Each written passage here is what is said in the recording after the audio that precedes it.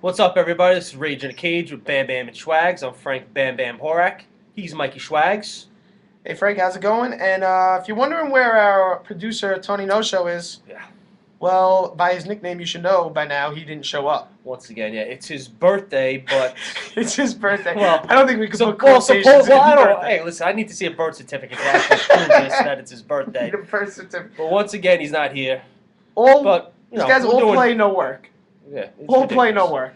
But we're doing a fairly good job, I would say. I say we would do a smashing job. Smashing job. All right, let's go with that. All right, let's get right into this UFC 143, the main card. Right Ed into Herman, it. Clifford Starks. Clifford the big red dog. Now, this did was not- the one fight that we had different in our I race, didn't race listen. the case to the beat. I don't know why I keep doing quotes, but I had race the Herman case to the- originally, and I switched it up just so we didn't have the same fighters. Yeah. Anyway, so now we're tied 4 apiece. First to 20 wins gets a case of beer. Tied at 4 wins apiece. But anyway, let's get into this fight. Ed Herman has looked very impressive since his knee surgery. Now 3 fights in a row.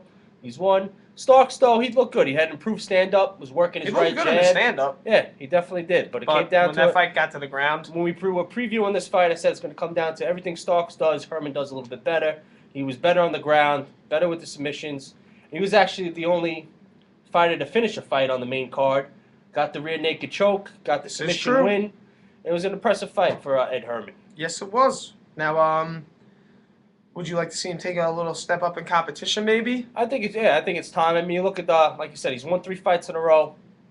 The 3 opponents, not obviously top guys. I like to see him now take a step up and more into like the middle of the pack type of thing. I think Jason Mayhem Miller makes a lot of sense. Jason Mayhem I Miller. like to see that fight. Both guys very good jiu-jitsu, very good submissions. I think that would be a good fight. I think that makes sense. You know what?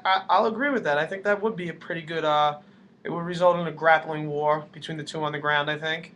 Or it could result in a dismal stand-up fight for Mayhem again. Because he was awful in his last fight. He was, so I think he's looking for a bounce I like back that. fight. I think that fight makes the most sense.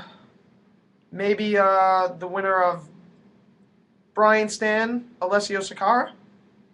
Perhaps. So I think, You think- especially if Stan wins that fight, I think he's a little more of a More top tier guy. I think the Mayhem Miller against Ed Herman makes more sense. Okay. At least in my opinion, to me personally, that makes more sense. No, yeah. All right, let's move it on. We had a very good bantamweight fight. Yes, Henan Barrow versus Scott Jorgensen, or as Anthony would say, Jorgenstein. And we both had Barrow winning. Yes, we did. You had him finishing Jorgensen early. I thought it was going to go. Listen, Jorgensen's not good. He's actually a very good fighter. I had it going deep in. He's at the top of that bantamweight division. I Definitely had Barrow without a doubt. winning, deep into the 3rd round. They ended up going to decision. Barrow won a clear-cut decision, no Oh, question clean about sweep. it. He great stand-up, great leg kicks, great jabs. And Jorgensen's a great wrestler, and he was stuffing every takedown. Every takedown. And he looked very impressive. I think 30 fights in a row now he's won. I mean, we can say 30 fights. I mean, that's very, very It's impressive. Pretty impressive. Yes, it is. I think he's ready for a title shot. I don't think he's quite there yet. The only thing I would say is that he's got a long wait now with the Faber Yes. Cruz. So maybe Give you give him him one one more more match. fight, but I think he's. Give him the he's winner right of there. Michael McDonald versus Torres, and see can how he s- does with that bout.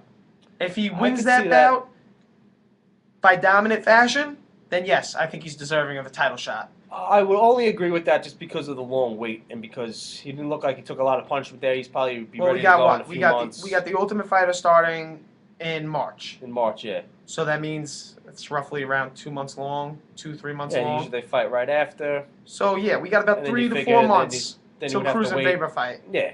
So because of the long wait, I'll agree with you with that. But I think he's ready right now, personally. But Oh, no because of the question long about wait, it. yeah, give him the winner of that fight. Makes sense. Plus, I think McDonald's making some noise in that division too. And if he gets a Hey, victory, well, listen, there's a lot of good guys. if he gets a victory over Torres, I think that would be a great match.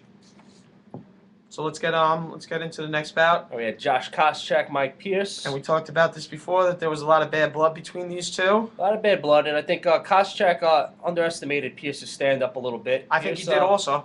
Pierce probably Koscheck won split decision. Fight could have won either way. I personally thought Koscheck won, but it was a split decision, and Pierce. I don't think Pierce's stock is going to drop that much. No. It was an impressive fight. Well, what it all came down to, I guess, in the judges' eyes, was the takedowns.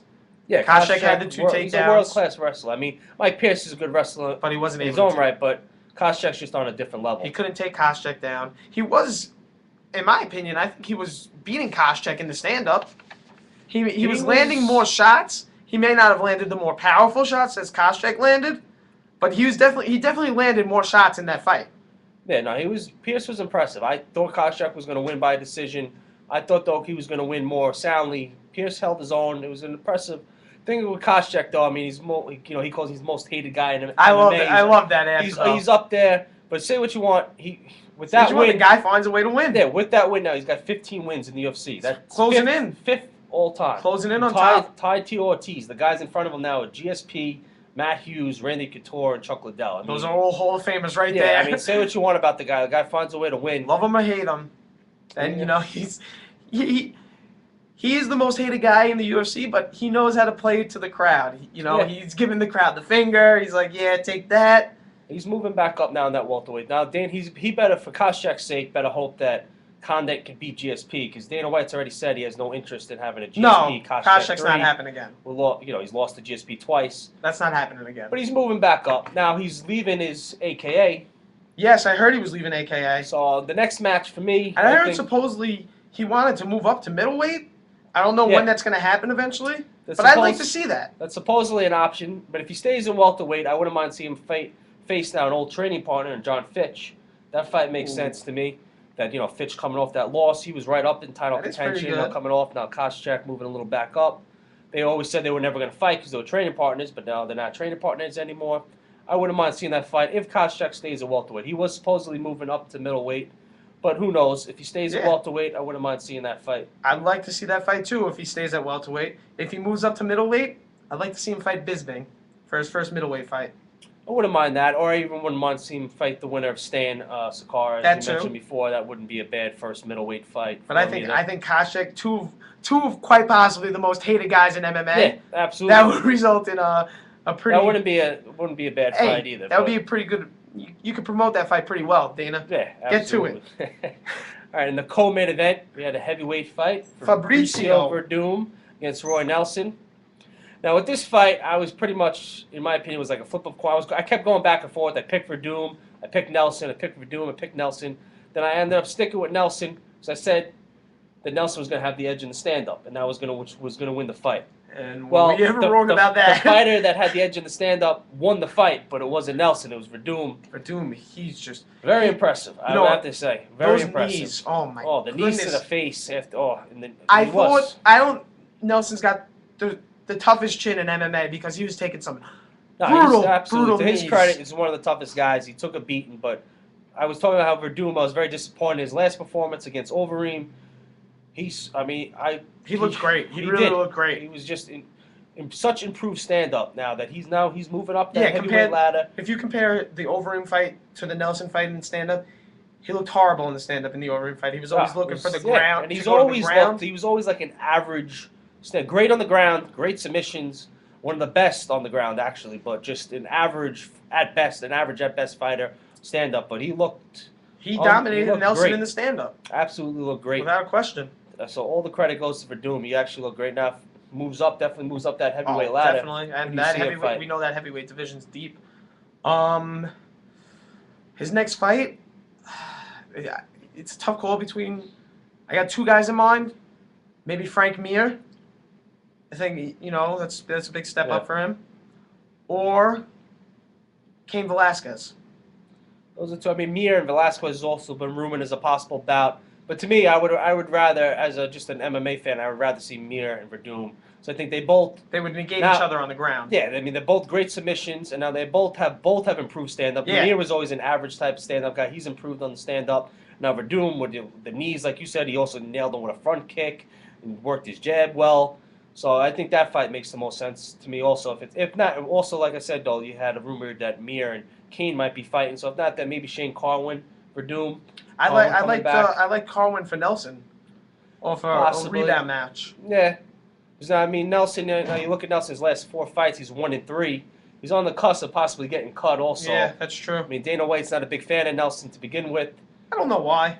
Yeah, I don't know. It's probably more behind the scenes type stuff that we might not know about. But yeah, you could tell on his season of The Ultimate Fighter, Yeah, Dana he White did yeah, not Dana like White him. did not like Nelson at all. So I mean, like, and again, he's 1-3 in his last 4 fights.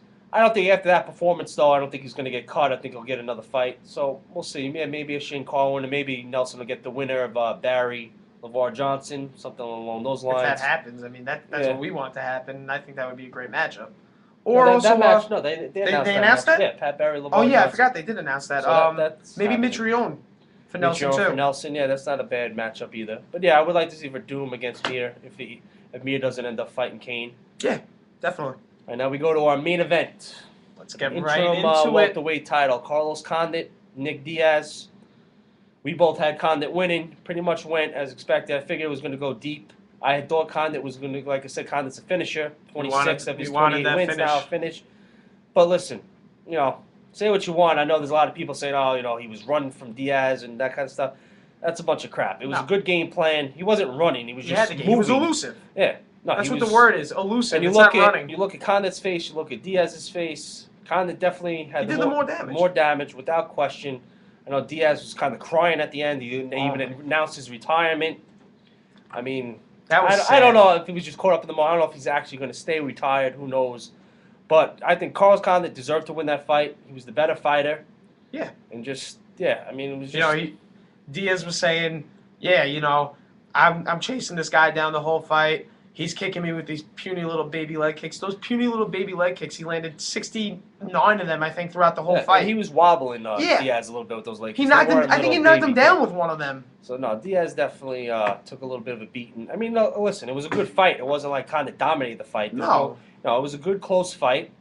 Good, close decision, but Condit deserved to win that fight. It's as simple as that. Definitely. It worked. It was a good game plan by Greg Jackson. Carlos Condit followed it perfectly, and he won the fight. It's as simple as that. It's really, I mean, you can talk about, there's no rule where you have to stand there and get hit by Diaz's, Right? He doesn't have the knockout power, Diaz. He just likes the punches and bunches. That's why when you back away from this guy and he's throwing those punches and he connects with them, they don't hurt you. Yeah. Because he's got no power behind them. No, it was a sound game plan. Now Condit obviously is going to go on to fight GSP. I wanted to get into this a little bit because you were talking about it in our other show with Condit and how he was going to pull away with the fight when Diaz was going to start talking.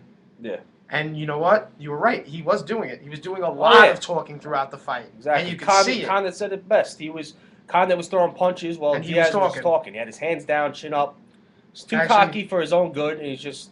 he deserved to lose the fight, Diaz. It's as simple as that. Condit was the better guy. Like you said, he announced his retirement after the fight. Yeah, again, I don't know if it sticks. If he decides to come back, because I think Dana White I would either say maybe a fight with Koscheck at the welterweight or even Johnny Hendricks. That would be a good fight. That makes sense to me. Also, I'd like to see Hendricks knock him out. Yeah, if Diaz decides to come back and not be a little sissy. I can't believe that, man. That just, that makes the sport look bad. It's pretty much not every UFC card. You have guys retiring them pretty much every card now. But pulling stuff like that, like he said something like this. I remember he said something word for word like, I thought I was up in the judges' scorecards. That's why I didn't finish the fight. You never want to leave it to the judges' scorecards because Dana White says it all the time. Stuff like that happens. You hear it time and time again. Never leave it in the hands of the judge. If you want to win, Condit won that fight. It wasn't like he got screwed on a decision. Yeah, it was a close fight. Listen, Diaz is a really good fighter. He's one of the top welterweights. He held his own in that fight. It was a good fight, but you never leave it in the hand of the judge. If you think you're up, you think you're losing, you always should be in there to try to finish a fight. Yes. It's as simple as that. And Condit now against GSP should be a good one. Should be a great one. It's setting up for they both train with Greg Jackson, so it's who knows what's going to go on with that because we saw what happened with Evans and Jones. I don't see this being as a messy breakup. No. Something's going to happen. Both guys obviously. Something is going to happen. Something's definitely going to happen there. But it was a great card. It really was. We're gonna have to wrap this up real quick because we're running out of time. But we are gonna get into our most loved segment by Frank, Pretender Contender, right after this. Oh yeah. When we come back.